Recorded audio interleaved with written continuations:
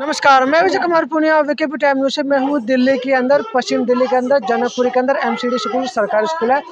आज है 26 जनवरी का जो प्रोग्राम है एमसीडी स्कूल के अंदर बच्चों के साथ, बच्चों के बीच में सभी स्कूलों में मनाया जा रहा है ताकि बच्चों को जो है आने वाले जो उनका जो भविष्य उसको सुधारा जा सके और जो पिछला जो इतिहास रहा है उसके बारे में जानकारी दी जा सके। तो हमारे साथ इस वक्त एक सज्जन व्यक्ति मौजूद है जो एजुकेशन डिपार्टमेंट में ही है और काफ़ी अच्छे व्यक्ति भी है, अच्छा कार्य भी करते हैं और बच्चों के लिए उन्होंने काफ़ी संघर्ष किया और प्रयास भी किया। तो उनसे बात करके थोड़ा परिचय दीजिए आप अपना। मेरा नाम प्रागी लाल है and I am working as a school inspector in the west zone.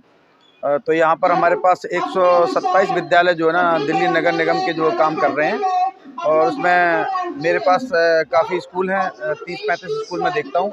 इसके अलावा यहाँ पर जो पब्लिक स्कूल हैं वो भी मैं देखता हूँ। तो आज जो ये कार्यक्रम है जो 26 जनवरी का यहाँ पर गणतंत्र दिवस का प्रोग्राम इस विद्यालय में मनाया जा रहा है। सर थोड़ा सा 26 जनवरी के विषय में कुछ बताया था कि बच्चों को पता लगे। देखिए 26 जनवरी एक राष्ट्रीय त्यौहार है, जैसा आप सब लोग जानते हैं कि ये गणतंत्र दिवस जो है ना 26 जनवरी को मनाया जाता है। और जैसा कि आपको पता है कि हमारे भारत के इतिहास में जो हमारा आज़ादी जो हमारे देश को 1947 में मिली, उसके बाद 1950 में गणतंत्र हमारा पूरा देश जो है ना एक झंडे के नीचे गणतंत्र में शामिल हुआ। उसी को मनाने के लिए, उसकी याददाश्त के लिए ये त्यौहार खास तौर से 26 जनवरी के समय मनाया जाता है। और चूँकि 26 जनवरी को दिल्ली में छुट्टी रहती है क्योंकि वहाँ पर 26 जनवरी का प्रोग्राम नेशनल लेवल पर मनाया जाता है, इसलिए विद्यालयों में जो ये प्रोग्राम है वो 26 जनवरी से पहले 25 जनवरी को बच्चों के साथ आयोजित किया जाता है, जहाँ पर आज हम सब लोग एकत्रित हैं। हमारे छोटे छोटे बच्चे जो 5 साल से लेकर के 10 साल के बच्चे निगम के विद्यालयों में पढ़ने आते हैं, उनको बहुत ही अच्छी शिक्षा और पूरे इतिहास की जानकारी हम लोग दे पा रहे हैं और उनको बताना चाहते हैं कि भारत का राष्ट्र का निर्माण करने के लिए एक व्यक्ति को किस स्तर तक जो है ना पढ़ाई लिखाई की आवश्यकता है, जिससे कि वो देश के सुदृढ़ और मजबूत नागरिक बन पाएँ। जो पहले का जो समय था, क्योंकि आप एजुकेशन डिपार्टमेंट में जो पहले का जो समय था और अब तो मैं देख रहा हूँ काफ़ी स्कूलों के हालात सुधरे, अच्छी अच्छी बिल्डिंग्स बनी है, तो क्या चेंजेस है शिक्षा में? बिल्कुल बहुत परिवर्तन है पहले से और अब में।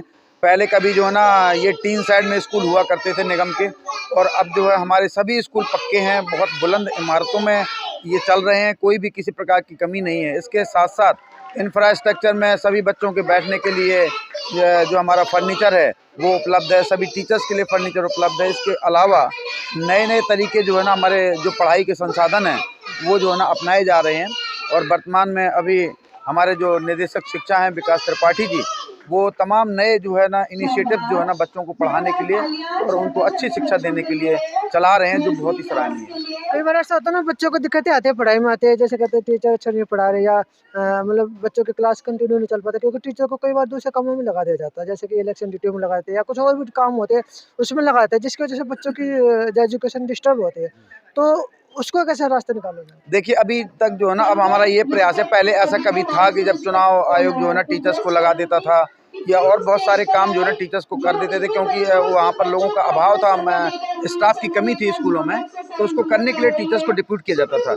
लेकिन अब ऐसा कुछ नहीं है, अब बहुत सारे टीचर्स जो है ना हमारे कोई और काम नहीं करते हैं, वो सिर्फ शिक्षण का काम करते हैं और उनको बोला गया है कि पढ़ाई के अलावा उनका और कोई काम नहीं है। ये नैतिक जिम्मेवारी है कि वो अपने बच्चों को, जो छोटे छोटे बच्चे स्कूलों में आते हैं, पहले उनका शिक्षण कार्य करें और बाद में स्कूल टाइम के बाद जो है ना अगर कोई छोटा काम बहुत ज़रूरी है तो उसको करने के लिए वो कर सकते हैं। अच्छा, एक चीज़ और सर, ये अभी 4-5 दिन पहले देश के इंटरनेशनल लेवल के खिलाड़ी जंतर मंतर में बैठे थे 3 दिन के लिए।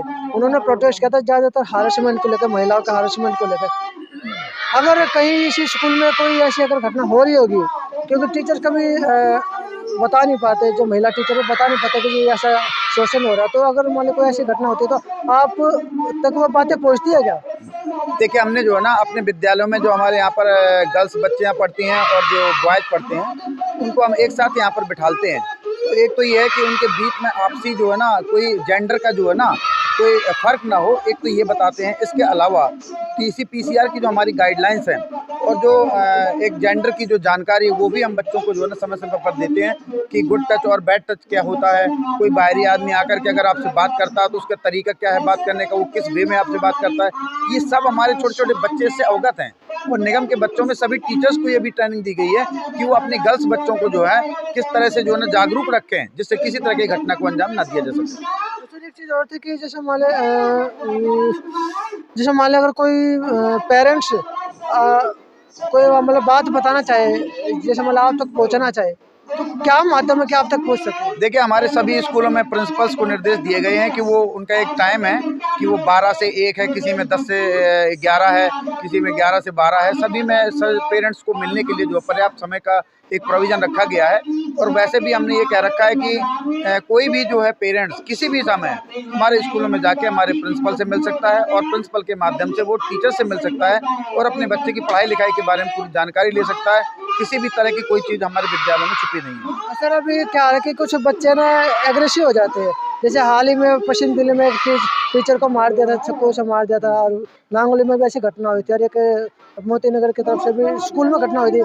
कि ऐसी घटनाओं को रोकने के लिए स्कूल प्रशासन और आप जैसे लोग क्या कर रहे हैं? देखिए, बहुत अच्छा इनिशिएटिव दिल्ली नगर निगम शिक्षा विभाग ने लिया है। अभी हमने सभी स्कूलों में स्पेशल एजुकेटर डिप्यूट कर दिए हैं। न्यू अपॉइंटमेंट हो गई है इसके स्पेशल एजुकेटर की, कि जो बच्चे मेंटली या किसी भी तरह से परेशान हैं, जो इस तरह की घटनाओं को अंजाम देते हैं या वो साइकेट्रिक प्रॉब्लम से सफ़र कर रहे हैं, उनको काउंसलिंग कराई जाए।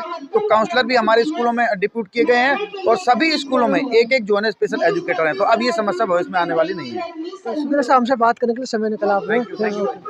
तो ये थे हमारे साथ जो एजुकेशन डिपार्टमेंट से संबंध रखते हैं। हर एजुकेशन इसके अंडर में काफ़ी सारे स्कूल आते हैं, और इन्होंने जो कुछ आजकल जो समाज के अंदर जो घटनाएं घट रही है, जैसे कि बच्चे जो अग्रेसिव हो जाते हैं, और जो शोषण की प्रक्रिया चल रही है, जो शोषण होता है, महिलाएं निकल के नहीं आती, या लड़कियां जो शोषित अगर हो रही तो निकल के नहीं आ पाती, तो क्या रास्ता है, किस तरह से भी आगे निकल के आ सकती है, और अपने बच्चों को आप अपने बच्चों को बता सकते हैं, या महिला अपने आप को सुरक्षित रख सकते हैं। सारी चीज़ों की जानकारी, एजुकेशन से संबंधित जानकारी, जो बिल्डिंग्स बने उनकी सबकी जानकारी जो हमने सर से प्राप्त की, जो कि एजुकेशन डिपार्टमेंट से है, और इनके अंडर में काफ़ी सारे स्कूल है, प्राइवेट स्कूल भी है और पब्लिक स्कूल दोनों है, जो उनको ये हैंडल करते हैं। तो मैं विजय कुमार पुनिया, विकेपी टाइम न्यूज़ से मुझे दीजिए इजाज़त। धन्यवाद। वीडियो को शेयर जरूर कीजिए, लोगों तक जरूर पहुँचाओ। हाँ, चैनल को सब्सक्राइब जरूर कीजिए।